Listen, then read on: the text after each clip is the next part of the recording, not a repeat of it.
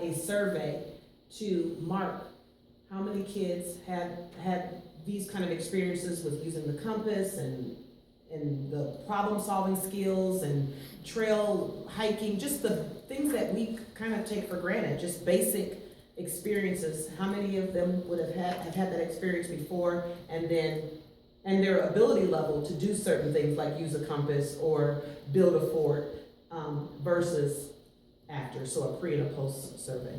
That's a great idea. Yeah. I love that.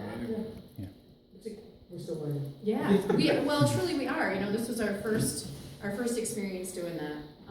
So I don't know of any way we didn't learn about. We even learned about recycling when we ate our lunches. Oh my goodness, she was a czar. Literally every single minute we were learning and adjusting, and our kids were learning. And we came into it, you know, when you come, they tell you can't have enough adults. Well, guess what? They were really right about that. You can't have enough adults there with you, and we did fine. But I can see how if we had had more parents coming in and more adults, that some things would have gotten more intensity for the children, for things that they weren't comfortable necessarily doing themselves. You know, how many kids were there? We had 56. Either 56 or 57. We had one in a wheelchair. We had a full range of special needs. Everything, like I said, from the wheelchair to autistic kids. Did we have any cognitive impairment? She didn't come. No, not cognitively, but definitely in the range of EI, emotionally impaired, and definitely LD. Yes. So your two classes were there together? Yes. In effect? And my class is the lead class, and she has a gen ed class. So my Yes. class is full of gifted and talented 4th and 5th graders. So we had a really an neat awesome mix. dynamic. Yeah. And how many adults were there? Well, we always had 3 from Frost, and then we had Ellen and Carrie for half of the day, although they were always in and out and checking on us all the time and making things work. And then we had parents come and go. And that's one of the things that I am very proud about, that we had a dentist come. Yes. We had Dr. Ryder came. Oh, We Cindy? Sorry? Cindy Ryder? Cynthia. She came in and she did a thing on first aid. I had pretend blood pumping out my arm. I had a little pretend injury going They on. loved that. Yeah. Really bad acting, because I was like, it was all great till I was like, how am I gonna fall and not actually hurt myself? Anyway, but we had Tom McMillan Oakley came in. Yes, and did an art lesson. An art lesson on Andrew Goldsworthy, which yeah. brought about all kinds of interesting conversations, including one that we're still working on, which is that physics is magic, and is it really magic or not? And I said no, but then I keep talking to these engineers who insisted it's actually magic. So One of the things from an educator's perspective that I would do this without question or hesitation again, is that it was differentiation in practice. Everything from whether you're outdoorsy and you've had scout experience or you haven't had scout experience, but you had an art lesson that like changed your life, and then you got to go outside and then practice putting art in, what was it, using, what was his lesson? It was art using natural objects, using natural objects, pine and leaves or pine needles and cones and building sticks, self-esteem that you can walk literally for 8 hours. Yeah, and we took our kids out in the hail and the snow and the rain and the cold and the wind. We had high wind advisories that week, and they survived. Right. And they didn't think twice when I made them walk from Frost down to Parkside another time, because they knew they had done it out in the wild. Right. So, but yeah, the amount of learning and the kinds of learning are just astronomical. Yeah. Truly. Yeah. So they did everything from pond studies, water studies, using dichotomous keys, which is something I've done with my class twice. Since then, now I have 4th graders. I have 9 and 10-year-olds who are like, I know how to use a dichotomous key. I can do that, you know. And their favorite, though, in my class at least, was the owl pellets. As revolting as it was, they absolutely adored it. They just love sketching. It's always it was astounding how much they loved it, or were like, oh! Now, did somebody bring those in, or did you actually find them? Because I've been out in the wilds lots of times, and I was almost like seen more than one owl pellet. Ellen had them. Right, She okay.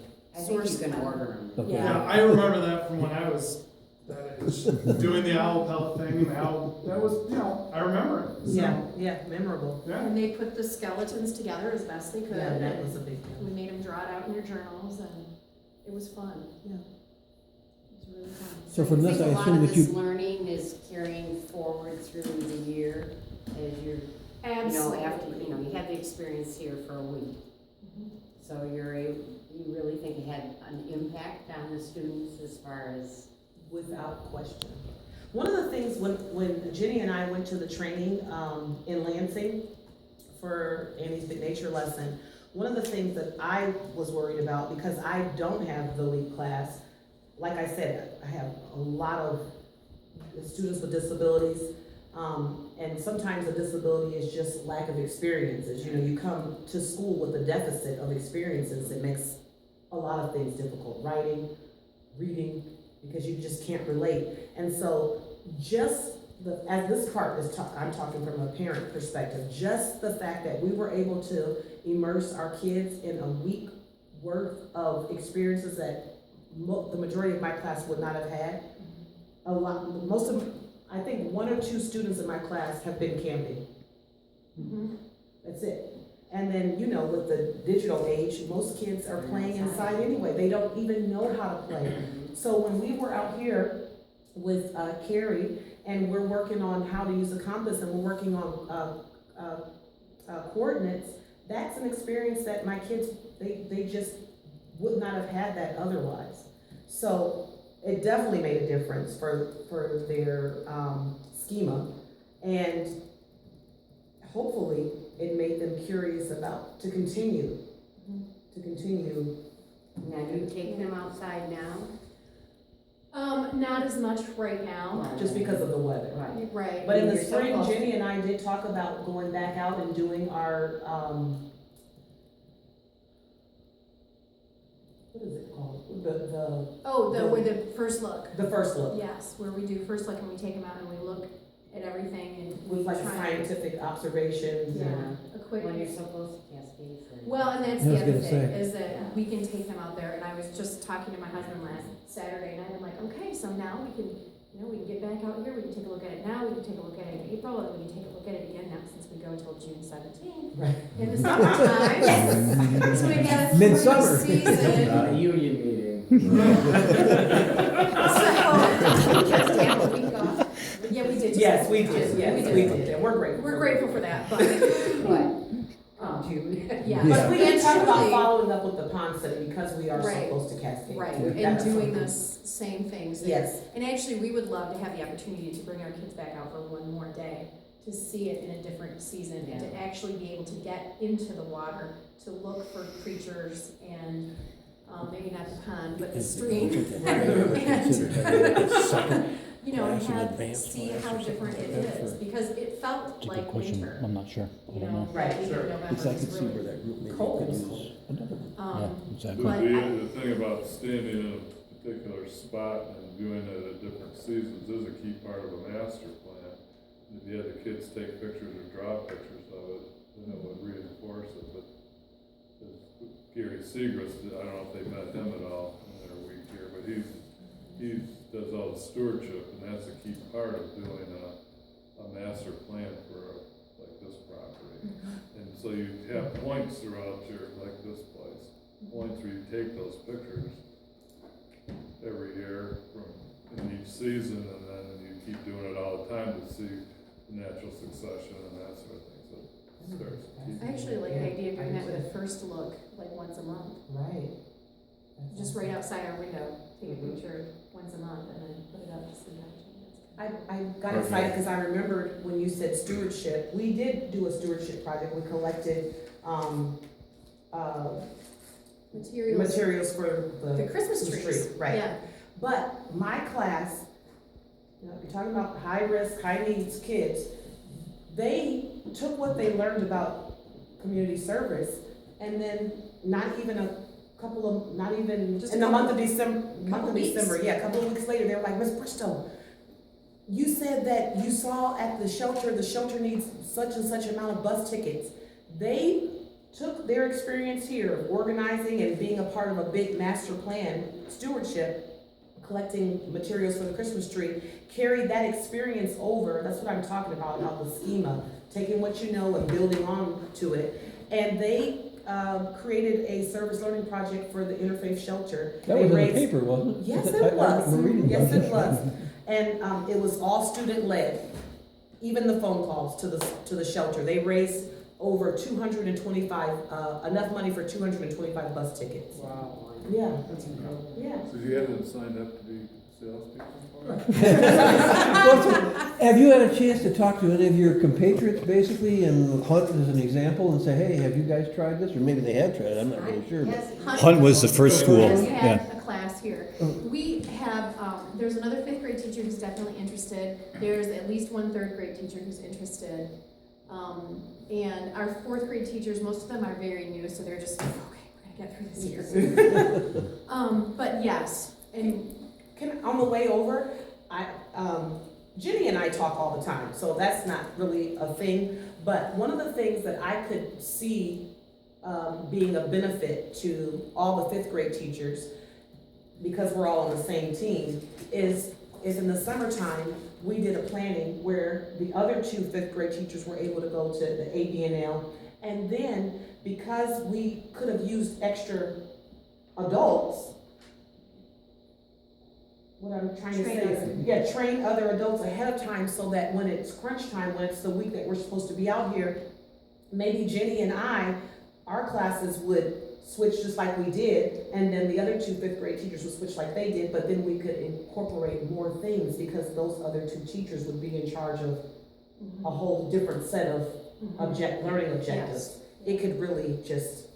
With having a naturalist come to the school pre and post and like monthly be a benefit, or is there time to work that in, or after school program, is there any flexibility for that? Because we've had some programs like that before at Parkside.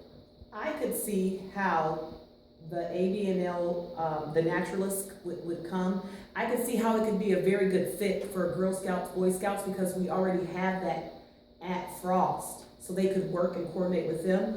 And I could see how it could be a benefit, I don't know in which way you mean it, like for them to work directly with Well, like have students. a nature club, or have the naturalists come couple afternoons a month and do some little programming. Well, Even especially a since you little can go mini right. lesson for the teachers to kind Yeah. of go Yeah. forward, because I think sometimes, elementary teachers, we wear so many hats. But when we went to the ABNL week training in Lansing, everything that we learned, all of those little mini lessons that they did to train us, we end up using. And so how beneficial would it be for a naturalist to come and say, okay, teachers who are interested in growing their science, here's something, try this. Science is the Yeah. weakest point for most elementary and middle school teachers. Aren't so we it offering makes some sense. teacher training this summer? you are, Yeah. yeah, actually, because Ellen sent me, they're gonna do camp. I would be interested. Yeah. So there is, The answer to your question is yes. yes, Would yes. part of what we have to do around here is raise money to support things like any good nature lesson. Would you be willing to talk to our development director, Brenda Pilgrim, share some of your photos? We do, kind of a tour. It's kind of get to know Dahlem and all that it does. And we like to have emotional stories and things to relate what we're doing and the impact it's making out in, the schools or with the teachers too. I can actually see that, it's had a huge impact on both of you. Yeah.